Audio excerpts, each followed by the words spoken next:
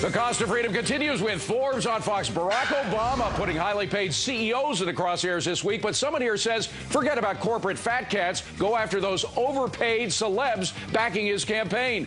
Something's wrong when CEOs are making more in 10 minutes than ordinary workers are making in an entire year.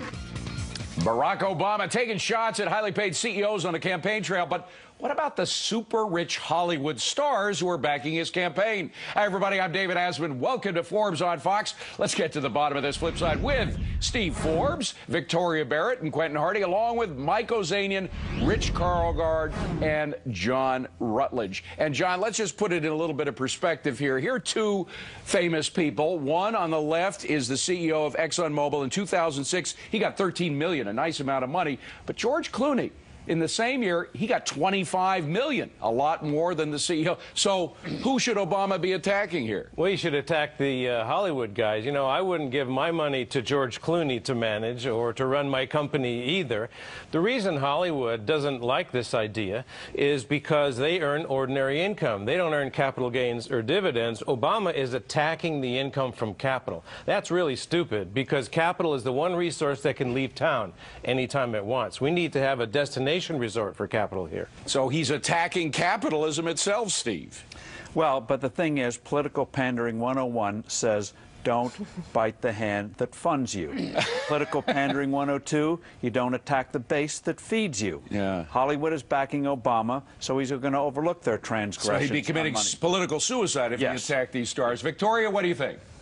Well, I think John is right. If you're going to go after one group, you should go after the other. They both suffer the same ill that isn't really an ill, which is a competitive market for talent that rewards celebrity names. We have celebrity CEOs just like we have celebrities in Hollywood. Some of them don't deserve every dollar they get, but most of them do across the board. And if he really wants to do a good thing for middle-class America, you know, lower taxes on small businesses. That's where most job growth comes from. Yeah, but Mike, unlike CEOs, politicians and celebrities don't actually create jobs. CEOs, if they're successful, if they're good at it, create jobs. Absolutely, but Obama's not interested in that. What he's interested in is getting elected. And if he wants to get elected, he needs an enemy, a target. And people, David, don't perceive Hollywood as being rich.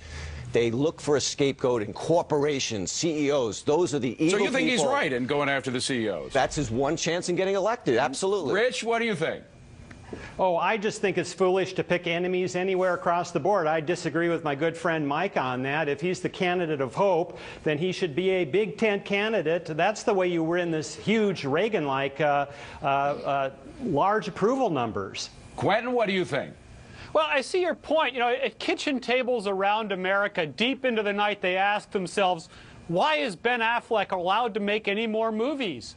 But I think we'll leave that to John McCain to raise. And Obama can raise a different point, which is a successful star is much more like an entrepreneur or some other creative person who is using his talents to bring people happiness and value, and that does create jobs. We saw how many people were out of work because of the writers' strike. There are a lot of jobs created in Hollywood because stars have draw power. Yeah, but John, is it because of the stars that these jobs are created, or because of the Hollywood executives that are producing the movies? Absolutely not. But both of these markets are competitive markets. There are guys looking at the pay of both stars and CEOs. I've never been in a boardroom where we hired a CEO because he was famous. We hired him because we thought he could get the job done.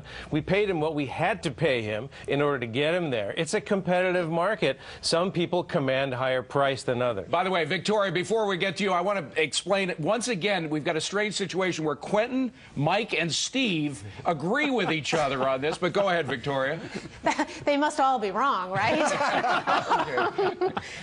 You know, John's exactly right. These are competitive markets. You don't want the CEO of a company, if you're looking at 5 different people, you don't want to pick the person that says, I'll do it on the cheap, you don't have to pay me very much. You want to pick the most talented person with the skills, management, talent, charisma. That, Victoria, is all true, but we're talking about politics here where logic plays very little role.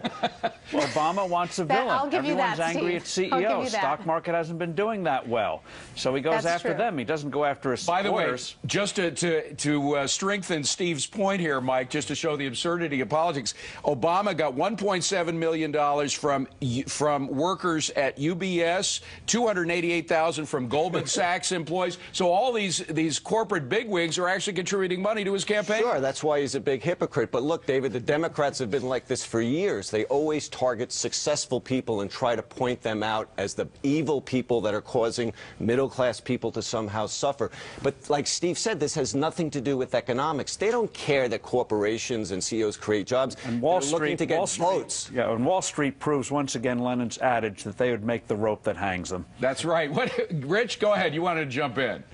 Yeah, sure. No, look, when the Democrats play the populist card, it doesn't work for them. Look at how Al Gore blew his natural advantage in the year 2000 when he turned very sharply populist left at the convention in 2000.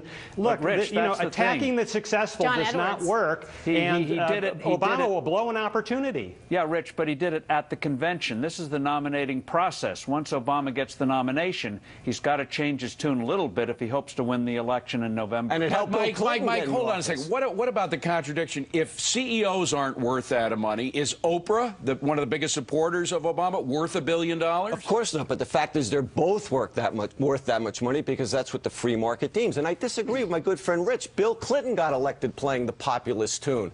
So, you know, it wasn't until the Republican Congress saved him 2 years into his first term that things turned around. And so he also turned a little conservative in his policies as well. Yeah, he cut the cap gains tax. Well, and he was for NAFTA and a whole lot of things that business wanted. Go ahead. I think, David, pandering to the lynch mob this year is very good politics. I agree with Steve. He is going to go this way. Right. If he's elected, I fear that means he's also going to tighten regulations and increase taxes. If you put his tax policies in place, it'll knock the market down at least 3,000 points. We're coming to a little consensus here, although Victoria and Rich are still out in the limb. Rich, go ahead. Look, if you're going to run on the candidacy of hope and you strip all this wonderful rhetoric and you get another Bob Shrum, John Edwards populist, well, that's it may win him the nomination, but it's going to lose him the general election, I guarantee you. Yeah. Well, Quentin, that's true. Whenever it comes down to class warfare, again, it's kind of like fool's gold. It glitters very brightly, but eventually it loses its value in the campaign. But, David, when you criticize Hollywood, isn't that class warfare as well? Why are you saying that they're not successful, hardworking people? Look, a successful writer, a successful director, a successful actor... Because, as Ben Stein said, Hollywood is the only place where Karl Marx was right. I don't care what Ben Stein said. The fact of the matter is, those guys are hardworking, creative people, no different from an entrepreneur who follows his dream and works hard and realizes wealth and employs people. But what Obama is criticizing, Hold on, Steve, go ahead. You don't have to defend. Is the placeholder CEO who's paid a ton one at a time. One at a time. Quentin, the thing here is we don't have to defend Hollywood. I agree. A lot of good entrepreneurs out there. The thing is, Obama taxed one class of entrepreneurs and not another. Very inconsistent. I don't think he's criticizing entrepreneurs. I think he's criticizing placeholder CEOs who are paid a ton of money and don't do anything. John Mack, he doesn't make that distinction. The head of Exxon does not create a lot of jobs. Together. Gang, I wish we could continue this, but we got to run. Well.